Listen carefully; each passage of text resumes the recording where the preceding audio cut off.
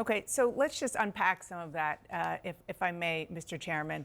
You were talking about the facts and some of the issues that went before the grand jury and allowed for the indictments in the case of James and Comey. But the question is beyond what's happening in the courtrooms or in the Justice Department. It's what's happening between the President of the United States and the Justice Department and these U.S. attorneys. And just kind of look at it big picture. The president pushed out the U.S. attorney overseeing the Comey and James cases. The president himself appointed this U.S. attorney, and that person was a Trump supporter. Which he has the right to do. Right, he has the right to do. But the president did so because he thought that this man was not pursuing these cases against his political enemies. So my question is, given the fact that the president has been so public about his desire for the prosecution of these people who he says are his political enemies, how is that just following the law inside the Justice Department? Isn't this the political weaponization that you talk about?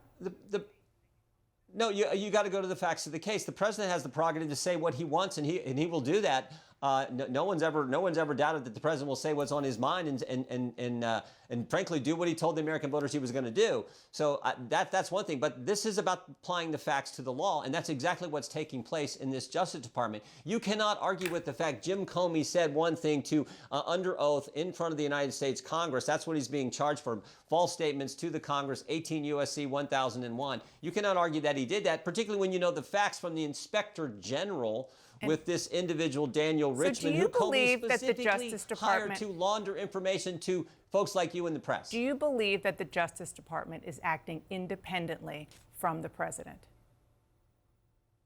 I think the Justice Department is applying the facts to the case. But are they doing it under pressure from the president? Are they trying to find ways to indict people who the president said publicly in that post he wants to be prosecuted? I think that, Dan, I think they're doing their job.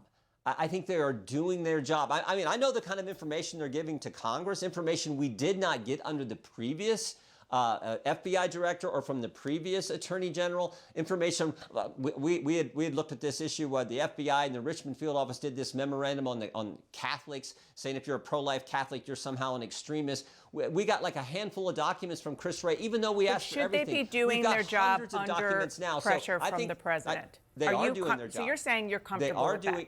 They are doing their job. But you're comfortable with them doing this? Applying the facts to the law. I'm looking at each individual case, enforcing the law, and applying the facts to that. And that's what I think is going on. I'll add one more application in the three examples that you raised. Forgive me. I'll ask one more application to that. Applying the facts, applying the law, fine. How about applying pressure from the White House? You're comfortable with that, given the fact that you were very upset about what you called weaponization so much that you have a whole new subcommittee on it?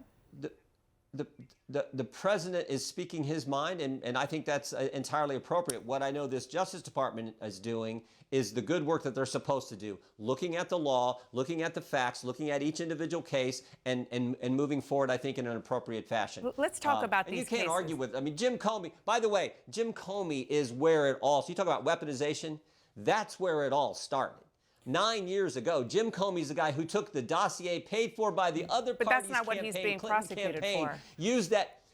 I understand that, but I'm just saying this is, you want to talk about weaponization, it's Jim Comey's where it started. That is totally where it started. He took the dossier, went to the secret court to get a warrant to spy on the other party's campaign. So this is retribution, then they changed the intelligence community assessment after the first. So you're saying this is retribution against him? Looking at the facts, looking at the law.